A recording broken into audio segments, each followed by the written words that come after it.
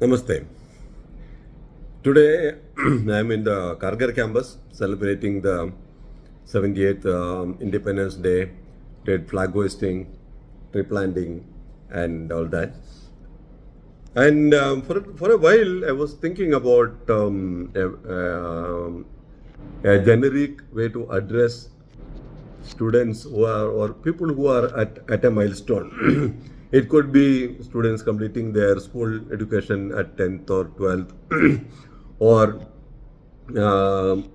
graduating from a degree or any particular course or diploma program or a major diploma program, or maybe even a career shift, or at any kind of milestone. And so I was thinking about in a particular way, and I thought I should share it with you. So my advice to all of them is, you visualize yourself standing at the gate of that institution from where you are leaving or when you are moving out, and stand there. One, look ahead. So what do you see when you look ahead? You should actually be looking into your future. What is it that you want yourself to be, let's say, 5 years from now or 10 years from now? And what is the long-term plan? What should you be doing next in order to achieve that plan? What is that tag that you should have on your forehead as an application developer, or as an expert in cybersecurity, or as an expert in databases, or whatever? So what is that tag that you would want to acquire over a period? And it doesn't come overnight. You will need to work hard over a period to acquire that kind of tag. So what is that tag that you want to do? What steps should you take, at least from now onwards, to reach that tag? And it can also be your personal goals, okay, in terms of money, family, acquiring properties, whatever it is. Look ahead and say, okay, this is what I want to be, or I want to acquire, or I want to get over the next period. Okay, so that is what happens when you look ahead.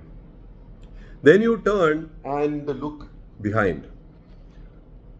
Right behind you, you would actually see the institution from which you are moving out.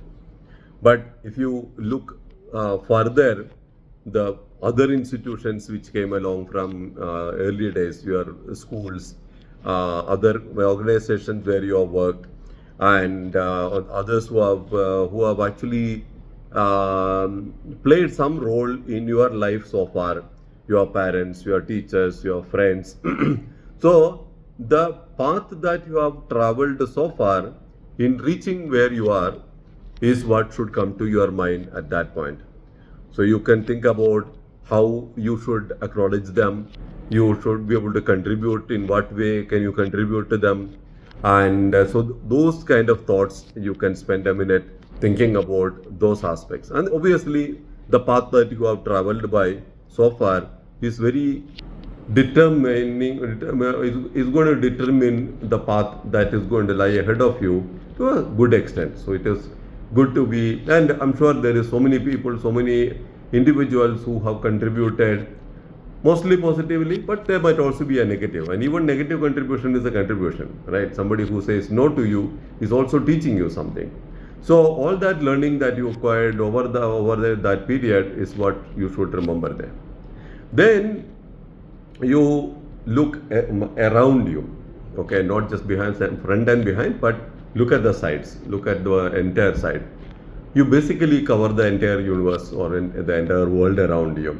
Of course, physically you will see only maybe a few meters or whatever ahead, but you think of the society around you, the world around you, the people around you who are not directly connected with you.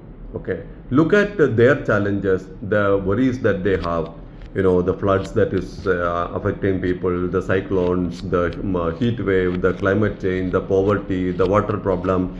There are so many of these problems that you should be able to see when you look around there. What is it that you can do in your life for those kind of things? Maybe that could be a challenge that you can take to contribute a little bit, making potable water, or to addressing in your own way, building awareness, all of that. Maybe you could encourage some activities to happen in that line. Okay, so that's a big space. There are so many problems that you can see around, and every problem is an opportunity. And therefore, you may do it full time, you may do it part time, you may do an advocative role, encouraging somebody, all of that. But give it a moment's thought and say, in your life, what can you do for these entities? Then the looking around, the looking is not over. You look up. Okay, right now I can see the ceiling, but you look up when you are at the gate, you actually see the bigger universe there. That is to remind you of factors or forces in our life which is beyond our control. You can call them by whatever God's name that you want, or the nature, or the Almighty, or whatever you want. But there is a force which is beyond our control, which influences our life. You can say it's a karma. You can say it is whatever name you want to call that.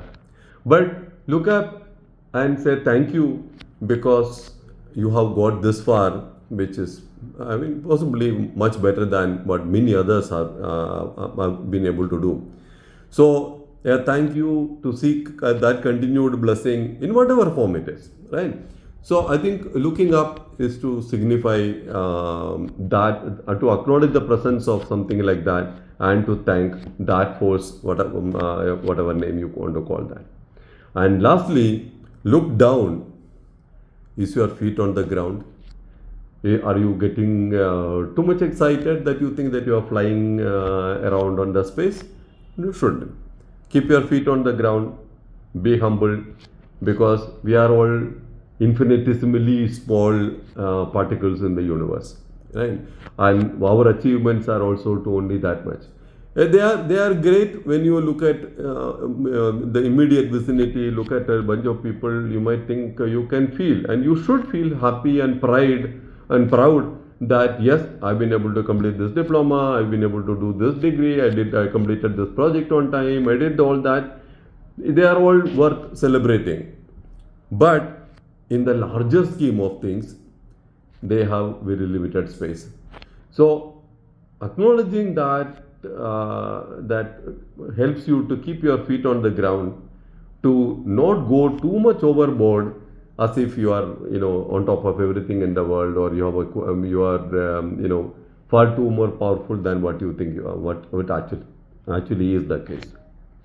So if you take a few minutes and do this, looking front, behind, sideways, up and down, and maybe to the last you look inside and look at your own character, attributes, and see what is it that you can do in light of whatever you have seen all around you.